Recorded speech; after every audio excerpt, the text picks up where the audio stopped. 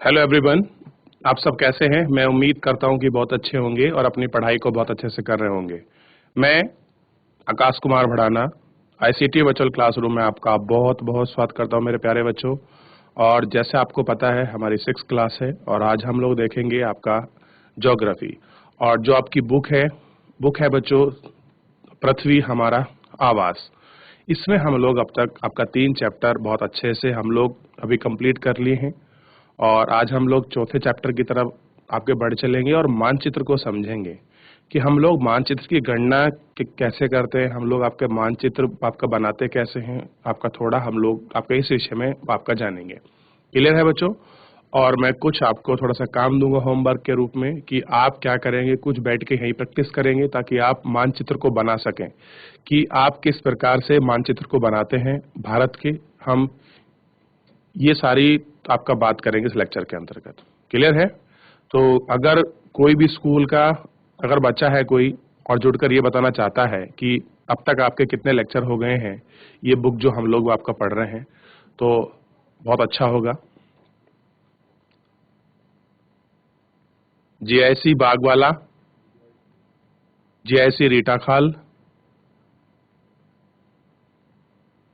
GIC बागवाला का कोई भी एक बच्चा माइक ले। जीआईसी बागवाला बच्चों, खाली क्लास को आपका पढ़ना नहीं है बल्कि उसमें पार्टिसिपेट भी करना है। माइक लीजिए, बात करिए। जीआईसी रीटा खाल के बच्चे मैं आपको देख पा रहा हूँ, बहुत अच्छे से बैठे हुए हैं प्रॉपर आपका मार्क्स पहन के। तो कोई भी बच्चा एक बार आपका बात करिए माइक लेके।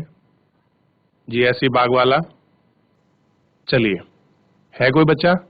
चलिए, अगर नहीं है बच्चों कोई बात नहीं। देखिए, लेकिन मैं ये जानना चाह रहा था, केवल मुझे कोई ऐसा आपसे प्रश्न नहीं पूछना, मैं ये जानना चाह रहा था कि कौन से स्कूल में कितने कितने अब तक चैप्टर हो चुके हैं, कितना लेसन आपके कंप्लीट हो गए हैं, कौन कौन सी बुक आपकी कंप्लीट हो गई हैं। बस थोड़ा सा मैं जानना चाहता हूँ उस विषय में और इसीलिए मैं आपसे पूछ रहा था। अब देखिए, जैसे बच्ची सामने बैठी है, काम पूरा कर रही है, कुछ लिख रही है, तो कृपया ये ना करें। आपकी क्लास प्रारंभ हो चुकी है, सामने देखें और अपनी क्लास को पूरा अच्छे से पढ़ें और समझें। अगर कोई किसी प्रकार का डाउट आता है, कोई चीज़ आपको समझ नहीं आती है, तो बच्चों लाइव जुड़कर चैट के माध्यम से आप अपना प्रश्न हमसे पूछते रहिए। चलिए हम चलते हैं सीधा डिजिटल बोर्ड की तरफ। देखिए बच्चों, चैप्टर नंबर 4 हमारे आपका सामने है और हम चैप्टर नंबर 4 से शुरू करते हैं, मानचित्र। अब देखिए, मानचित्र में हम आपके जानने की कोशिश करेंगे कि आखिर में जो हमारी दिशाएं होती हैं। सबसे पहले देखिए, जब भी आप खड़े हैं, कुछ भी चीज कर रहे हैं, मानचित्र को देखने से पहले सबसे पहले आपको दिशाओं का ज्ञान होना बहुत जरूरी है। क्लियर है कि दिशाएं किस प्रकार से चलती हैं, कैसे होती हैं, अगर एक्सिस घूमते हैं तो कैसे होते हैं। इन सब चीजों को आप लोग थोड़ा सा ध्यान देंगे तो ये सारी चीजें बहुत आसानी से आपका हो जाती है बच्चों। क्लियर है? अब देखिए, थोड़ा ध्यान देंगे तो ये सारी चीजें आपको और अच्छे से आपको समझ आएंगी। देखिए, सबसे पहले ये समझिए, ये आपका क्या होता है। देखिए, जिस तरह से पहले दिशा को ज्ञात करने के लिए दिशा सूचक बनाया जाता था, आपका कंपास। आज देखिए, आज की तारीख में तो हमारे पास जितनी टेक्नोलॉजी आपकी बढ़ी है, उतनी हमारी सुलभता हो गई है आपका चीजों को जानने के लिए, चीजों को आपका परखने के लिए। फिर भी आपको दिशाओं का ज्ञान होना चाहिए। देखिए, जब भी आप कोई मैप बनाएंगे तो आप देखिए बच्चों, सबसे पहले आपको ध्यान रखना है कि इस आपका मैप के अंदर कि जब भी आप कोई मानचित्र बनाएंगे तो सबसे पहले क्या करते हैं, ये देखिए, हमने एक लाइन को आपको ड्रॉ किया है, ठीक है, इस तरह से।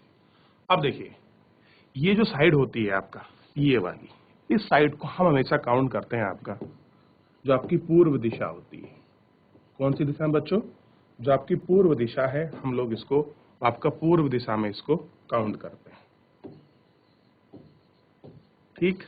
और पूर्व दिशा के ठीक अपोजिट कौन सी दिशा होती है बच्चों? ध्यान दीजिए, जो आपकी पश्चिम दिशा है, कौन सी होती है आपकी? पश्चिम दिशा। अभी आपको क्लियर हो गया। अगर आप बोर्ड की तरफ को अपना फेस करके खड़े होंगे तो जो आपका राइट हैंड होगा उस दिशा में आपका होगा पूर्व और लेफ्ट में जो होगा वो क्या होगा? पश्चिम। और अगर हम बात करें ये दिशाओं की, तो जब आप जहां आपके पैर होंगे वो दिशा आपकी होगी दक्षिण। क्या होगी, दक्षिण। और जहां आपका सिर होगा, यानी कि दक्षिण का अपोजिट क्या होता है, उत्तर।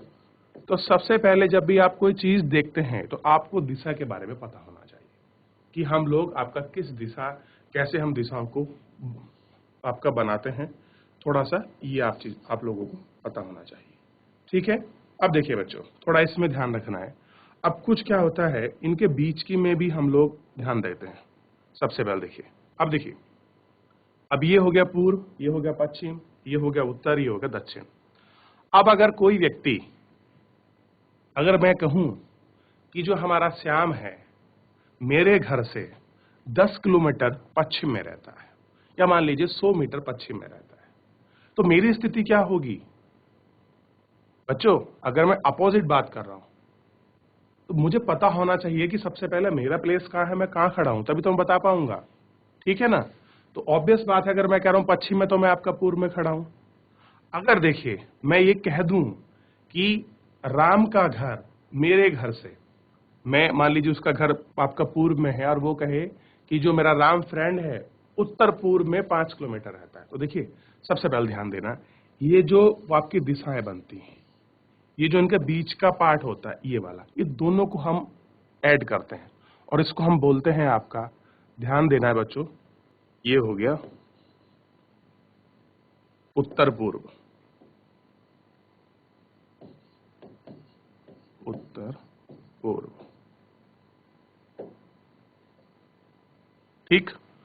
अब देखिए ये उत्तर पूर्व हो गया, और इसी के सामने अगर हम बात करें दिशा की, तो ये हो गया दक्षिण पश्चिम।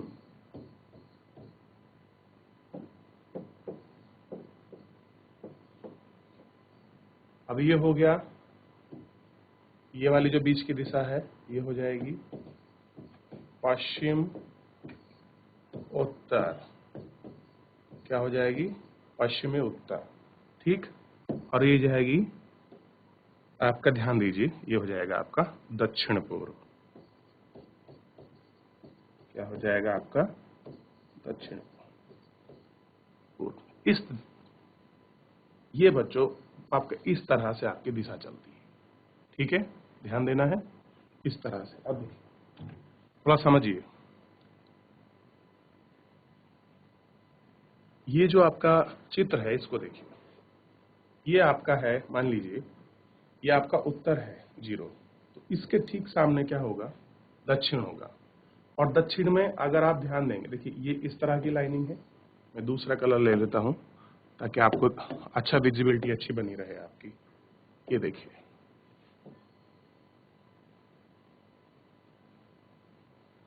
अब देखिए, अब अगर ये देखिए, अगर मैं एक अक्षांश से, मतलब एक दिशा से दूसरी दिशा अगर मैं जाता हूं, तो पूरा आपका कितना चलता हूं मैं, आपका 90 डिग्री।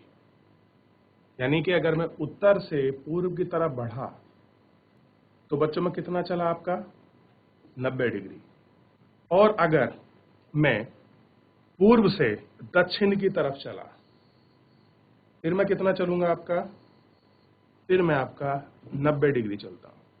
और फिर मैं दक्षिण से पश्चिम की दिशा की तरफ चलता हूं, ध्यान दीजिए, फिर भी मैं आपका 90 डिग्री चलूंगा।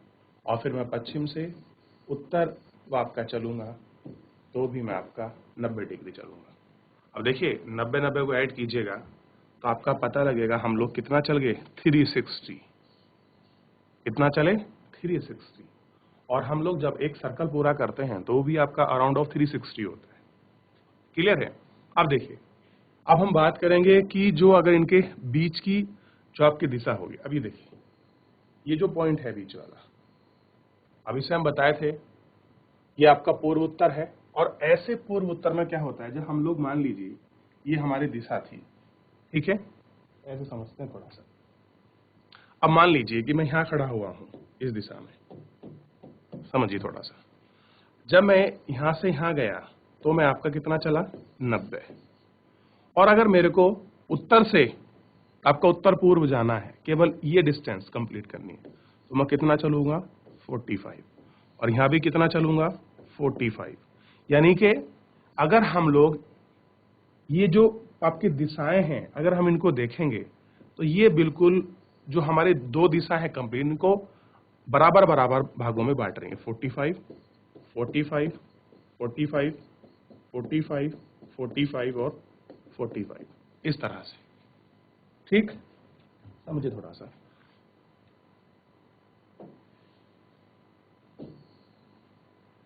ये रहा आपका सर्कल, एग्जैक्ट गोल नहीं होगा। अब देखिए,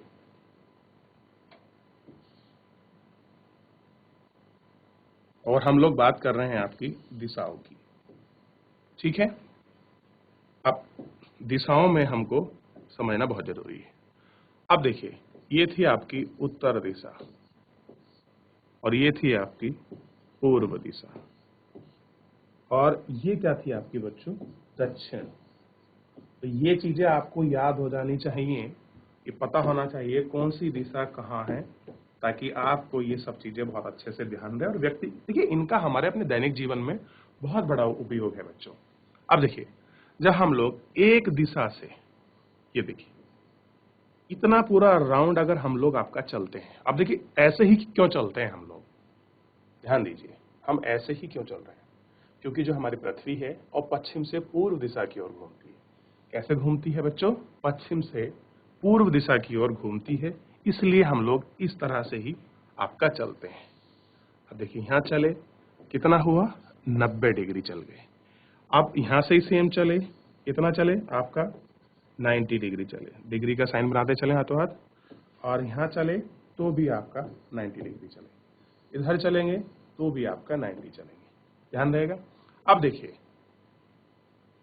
अगर मेरे को उत्तर से पूर्व उत्तर जाना है, कि जो है मेरे को कहाँ जाना है, पूर्व उत्तर जाना है, तो पूर्व उत्तर जाने के लिए ये होगा इसका, क्योंकि दोनों के बीच में होगा।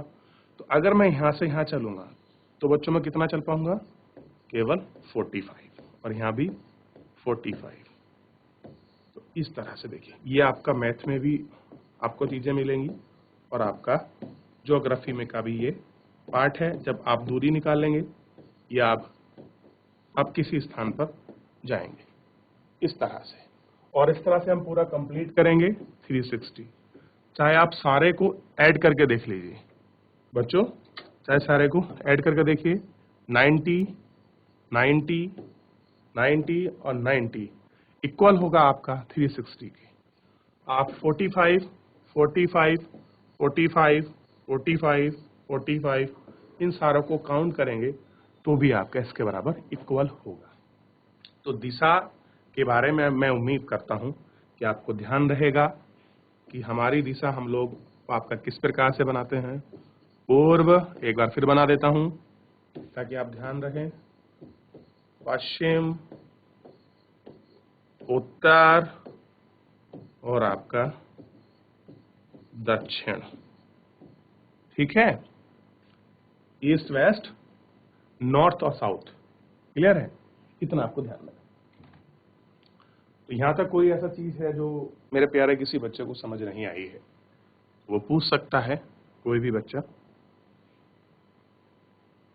चलिए थोड़ा सा आगे बढ़ते हैं और चैप्टर की तरफ अपना रुख कर लेते हैं, ताकि हम लोग जो चीज देखना है हम उसको सीख पाएं और उसको हम अच्छे से जान पाएं।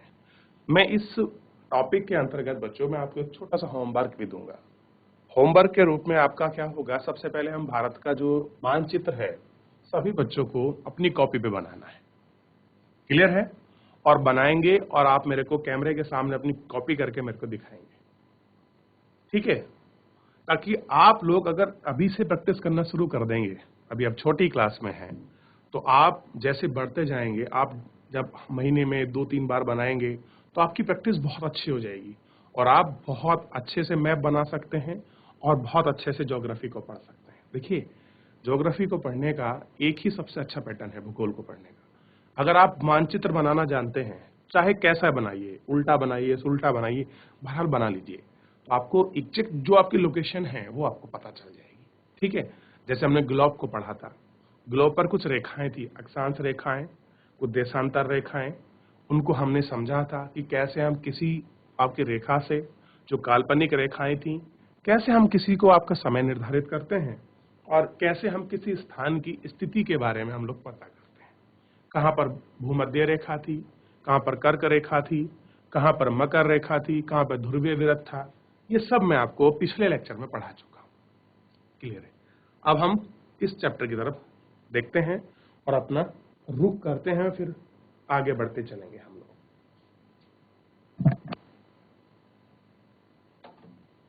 देखिए बच्चों, पिछले अध्याय में ग्लोब के महत्व के बारे में पढ़ चुके हैं और हमने जो पिछला चैप्टर लिया है उसको हमने ग्लोब के बारे में पूरा पढ़ा है कि ग्लोब बनता कैसे है, झुका हुआ क्यों है, कैसे स्थिति है, कैसे हमें देश पहुंचना है, कैसे जाना है।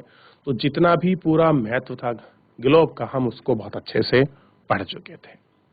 ग्लोब में अध्ययन की कुछ सीमाएं होती हैं। क्या होती हैं? कुछ सीमाएं होती हैं। सीमा मतलब होता है आपकी लिमिटेशंस।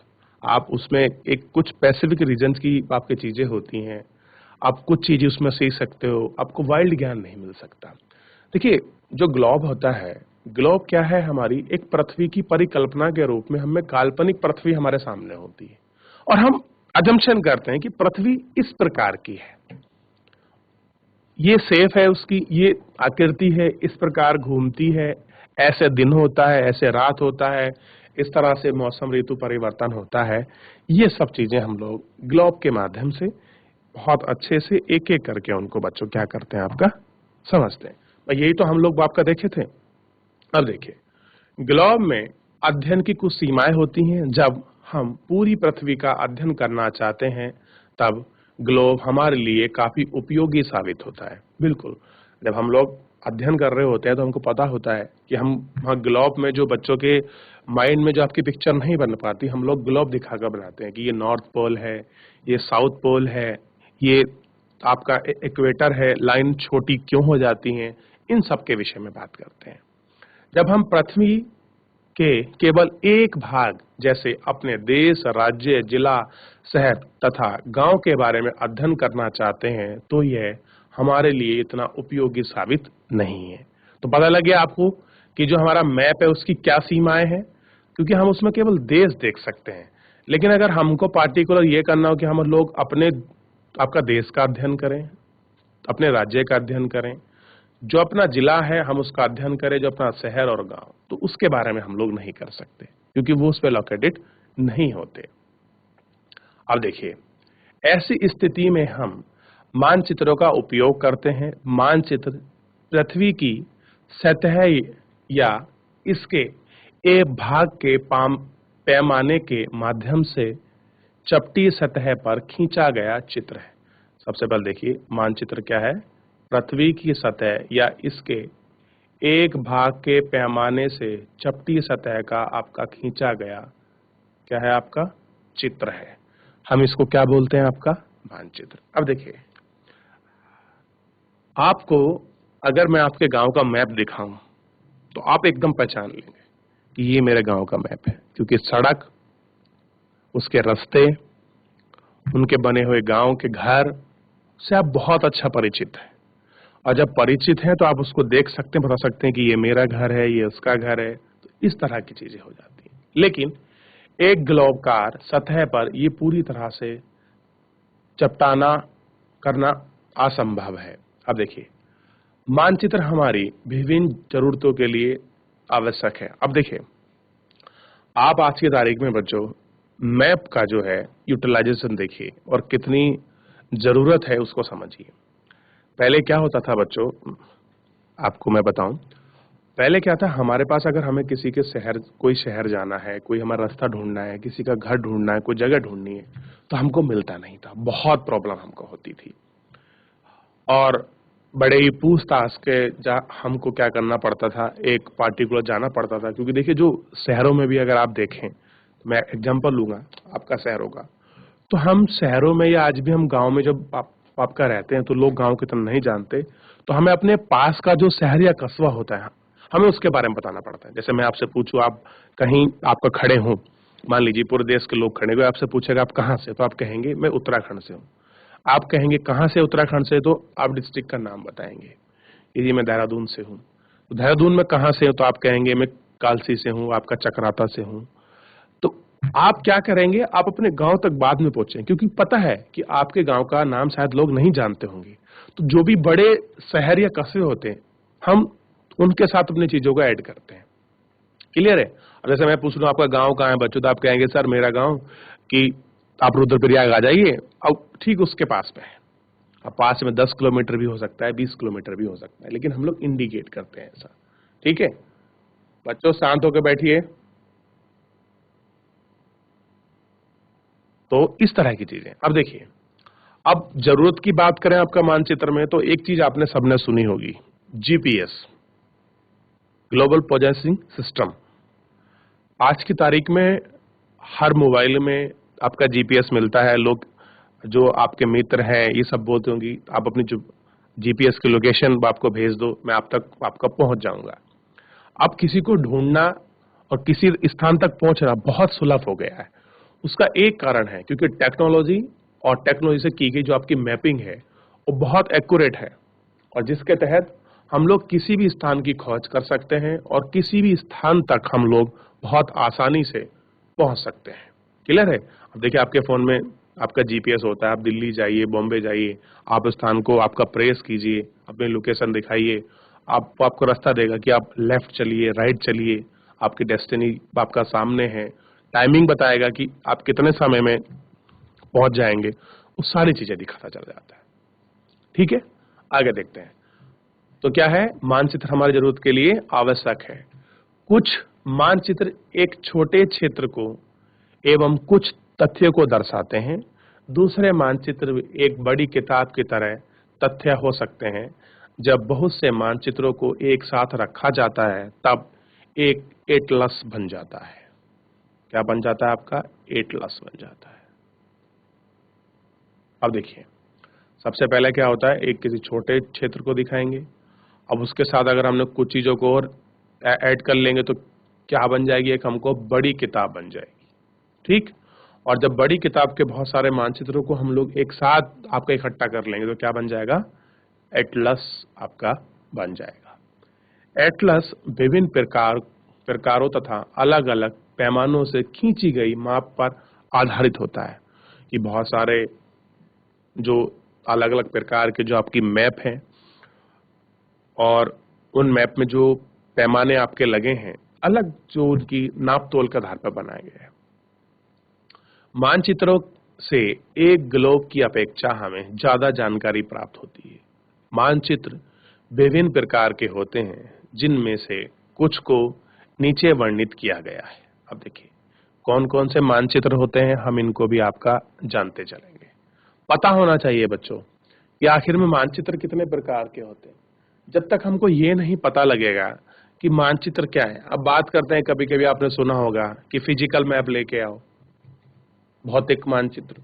कभी बोलते हैं कि आपका पॉलिटिकल मानचित्र लेके आओ, आपके कक्षाओं में भी टंगे होंगे, आपके आपके स्कूल में भी होंगे। तो आज आपको पता लगेगा कि वो मानचित्र जो आपके स्कूल में है, जो आपकी कक्षाओं में है या जो आपके पास है, वो पॉलिटिकल मानचित्र है या आपका फिजिकल है, जो है भौतिक वाला है। उसको हम लोग थोड़ा देखते हैं।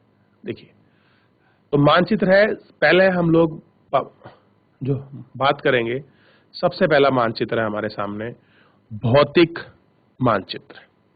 अब देखिए, अब जैसे भौतिक को देखेंगे तो इसमें क्या है, पृथ्वी की प्राकृतिक आकृतियों, यानी कि पृथ्वी की जो प्राकृतिक आकृति है वो क्या हो सकती है। पृथ्वी की प्राकृतिक आकृति बच्चों, हमको पर्वत, पठार, नदी, पेड़ पौधे, सागर, महासागर, क्लियर है, उच्चावत, घने जंगल, ये सारे चीज हमको देखने को मिल सकते हैं मानचित्र में।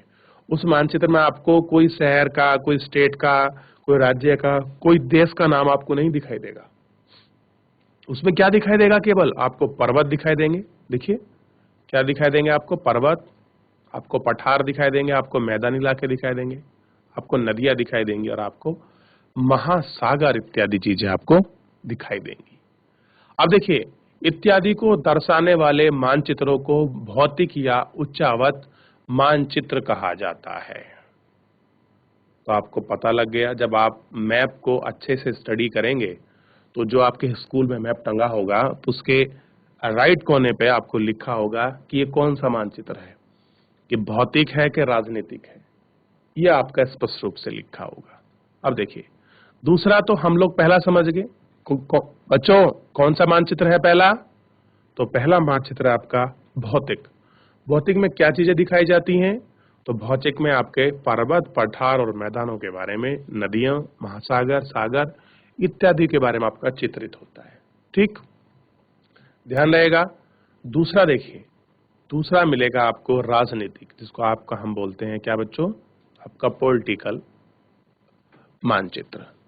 अब इस पॉलिटिकल मानचित्र को थोड़ा सा अगर आप लोग देखेंगे तो इस पॉलिटिकल मानचित्र में आपको साफ साफ, जैसे ही आपका शब्दों से क्लियर हो रहा है कि ये आपका पॉलिटिकल आपका मानचित्र है। इस मानचित्र में आपको जितनी भी आपके आपके शहर हैं, आपके राज्य हैं, आपके देश हैं या विश्व के जो भी अलग अलग चीजें हैं, उनकी सीमाएं हैं, ये सब आपकी दर्शाई जाती हैं। अब देखिए, राज्य होंगे, नगर होंगे, आपके शहर होंगे और गांव होंगे, और साथ ही में जो आपके विश्व के जो अन्य राज्य हैं और जो देश हैं, और साथ में उनकी सीमा।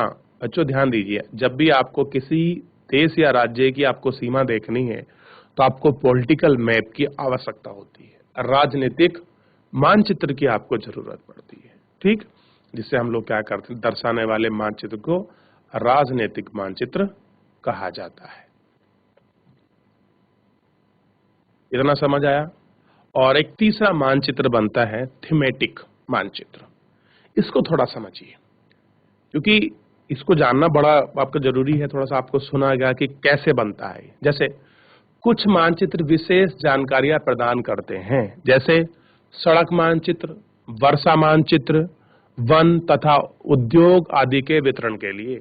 जब आप एटलस खोलोगे तो आपको वहां कुछ सड़कें दिखाई देंगी बनी हुई, आपको इंडिकेट करेंगे कि ये साइन आपका सड़कों का है, या आपका नदी मार्ग का साइन है, या आपका फॉरेस्ट्री का साइन है। तो इस प्रकार के जो भी आपके मानचित्र होते हैं उनको क्या बोलते हैं? थीमेटिक मानचित्र। देखिए, कुछ मानचित्र हमको विशेष जानकारियां आपके प्रदान करते हैं, जैसे सड़क मानचित्र, वर्षा मानचित्र, वन, उद्योग आदि वितरण करने वाले मानचित्र इत्यादि। इस प्रकार के मानचित्र को थीमेटिक मानचित्र कहा जाता है। इन मानचित्रों में दी गई जानकारी के आधार पर उनका उचित नामांकन किया जाता है, और इसके 3 फैक्टर हैं। सबसे पहला क्या फैक्टर है? हम लोग दूरी देखते हैं, बच्चों उसकी दिशा देखते हैं, और उसका प्रतीक मतलब उसको किस साइन से, किस चिन्ह से उसको दिखाया गया है।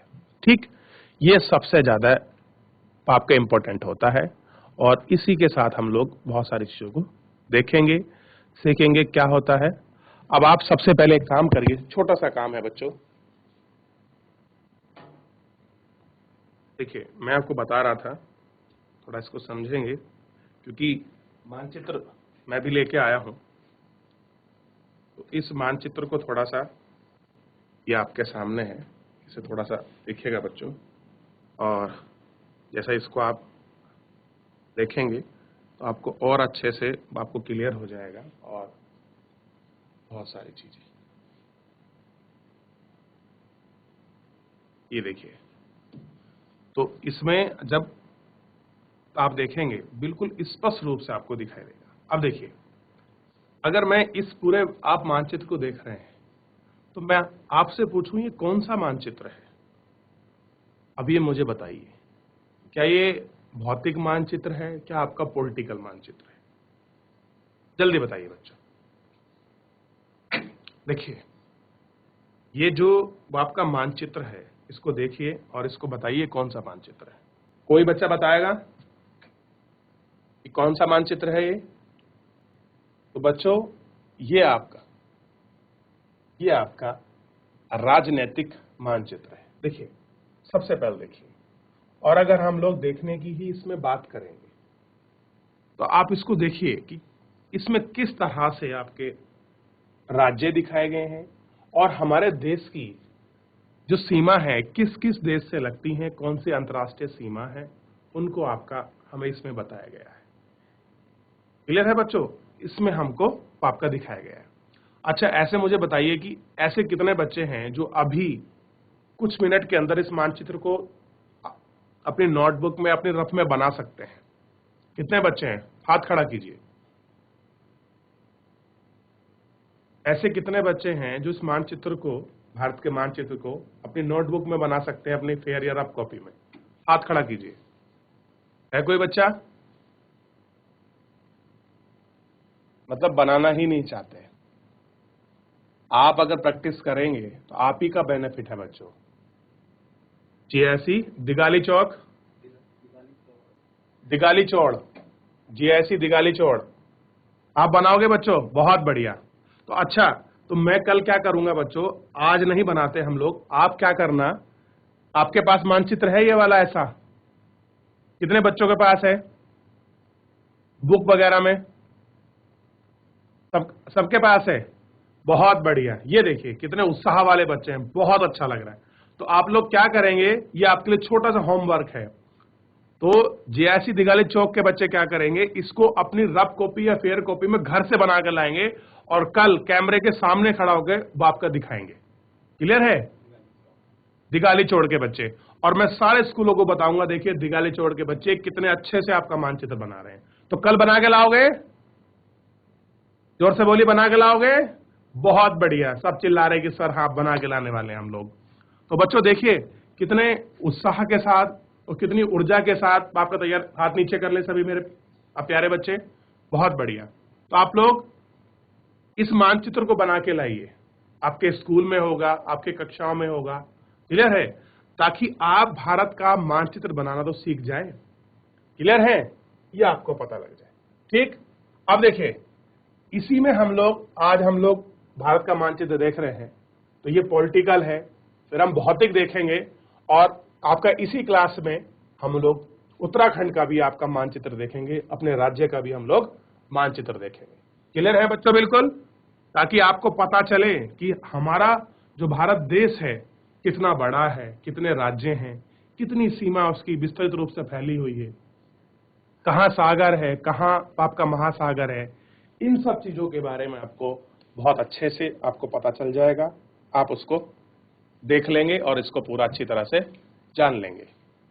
क्लियर है बच्चों? तो सारे बच्चे क्या करेंगे बच्चों, इस मैप को, जो भी स्कूल के वॉलंटियर बच्चे आपका देख रहे हैं, सब बच्चे आपका लाएंगे। और मैं कोशिश करूंगा कि जब हमारा लेक्चर हो जाएंगे 2-4, तो मैं एक दिन को मेरी ये कंपटीशन रहेगा कि सारे स्कूल के बच्चे पार्टिसिपेट करें और भारत का जो मैप है वो आपका बनाएंगे और फिर मेरे को दिखाएंगे। तो इस तरह के छोटे छोटे हम लोग कंपटीशन आपका करते रहेंगे। जैसे अभी मैं आपको टैक्स दूंगा अभी, तो फिलहाल तो ये काम है होमवर्क कि आप भारत का मानचित्र बना के लाएंगे। ठीक है बच्चों? और साथ ही में हम लोग एक दिन को आपका मिलके आपका ग्लोब बनाएंगे। ठीक है?